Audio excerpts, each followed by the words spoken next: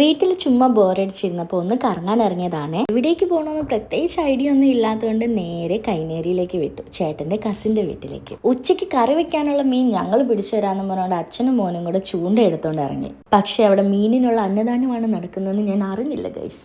അങ്ങനെ പോകുന്ന വഴി ഞങ്ങളൊരു താറാവിനെ വാങ്ങിച്ചിട്ടാണ് കേട്ടോ പോകുന്നത്. ഇന്നത്തെ വീഡിയോ ഒരു ഈസി താറാവ് കറിയാണ്.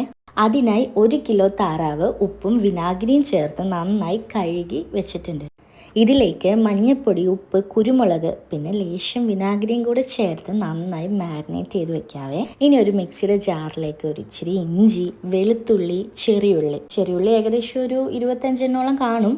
1 സ്പൂൺ കുരുമുളകും പെരിഞ്ചീരകവും ചേർത്ത് നന്നായി പേസ്റ്റ് പോലാക്കണം. ജോലി വേഗം തീർക്കണം എന്നുള്ളതാണ് ഞാൻ ഇന്ന് കുക്കറിലാണ് കേട്ടോ കറി വെക്കുന്നത്. കുക്കർ ചൂടായിട്ട് അതിലേക്ക് എണ്ണ ഒഴിച്ച് അത് ചൂടാകുമ്പോഴേക്കും ഗ്രാമ്പൂ, പട്ട, ഏലക്ക, തക്കോലം ഞാനൊരു ഭംഗി കിട്ടുകയാണ് കേട്ടോ. ഇവയെല്ലാം മൂപ്പിച്ചെടുക്കണം.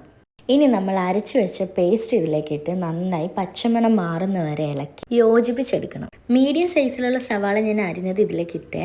ഇനി സവാള വെന്ത് വരാനായിട്ടുള്ള കാത്തിരിപ്പാണ്. കൂട്ടത്തിൽ 2 പച്ചമുളകും കൂടെ കീറിയിട്ടു.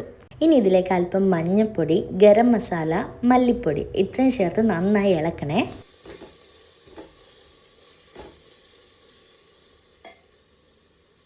ഇനി നമ്മൾ മാരിനേറ്റ് ചെയ്ത് വെച്ചേക്കുന്ന താറാവിനെ ഇതിലേക്കിട്ട് നന്നായി യോജിപ്പിച്ചെടുക്കണം. നല്ല ടേസ്റ്റി ബീഫ് കറിയുടെ റെസിപ്പി നമ്മൾ ഓൾറെഡി അപ്ലോഡ് ചെയ്തിട്ടുണ്ട് കേട്ടോ. കാണാത്തവരെൻ്റെ കണ്ടു നോക്കണേ. ഞാൻ ലിങ്ക് ഡിസ്ക്രിപ്ഷനിൽ കൊടുത്തേക്കാം. ഇനി 2ാം പാലാണ് ഒഴിക്കുന്നത്. ഏകദേശം നമ്മുടെ മീറ്റ് മുങ്ങിക്കിടക്കുന്ന അത്രയും വേണം. കുക്കർ അടച്ചു വെക്കുക. 3 വിസിൽ വരുന്നവരെ വെയിറ്റ് ചെയ്യാം. ആ സമയം കൊണ്ട് നമുക്കൊരു ചീനച്ചട്ടി അടുപ്പത്ത് വെച്ച് അതിലേക്ക് അല്പം വെളിച്ചെണ്ണ ഒഴിച്ച് അണ്ടിപ്പരിപ്പ്, മുന്തിരി എന്നിവ ഒന്ന് മൂപ്പിച്ചെടുക്കണം. കോരി മാറ്റിയതിന് ശേഷം ഒരു 1/2 സവോള ചെറുതായി അരിഞ്ഞ് വറുത്തെടുക്കുകയാണേ. കഴിഞ്ഞിട്ടില്ല. ഒരു ചെറിയ ഉരുളക്കിഴങ്ങ് ചെറുതായി അരിഞ്ഞ് ഉപ്പും മഞ്ഞൾപ്പൊടിയും കൂടെ പുരട്ടി അതും ഒന്ന് വറുത്തെടുക്കുക. അപ്പോഴേക്കും കുക്കർ 3 അടിച്ച് നിന്നു. തുറന്ന് നോക്കിയപ്പോൾ ഒരല്പം കുരുമുളകിൻ്റെ കുറവുണ്ടായിരുന്നു, അത് ഞാൻ ഇട്ടിട്ടുണ്ട്. 1ാം പാൽ ഒഴിക്കുന്നു. ഇനി ഇത് തിളപ്പിക്കരുത്, ചെറുതായി ഒന്ന് ചൂടാക്കി എടുത്താൽ മാത്രം മതിയാവും.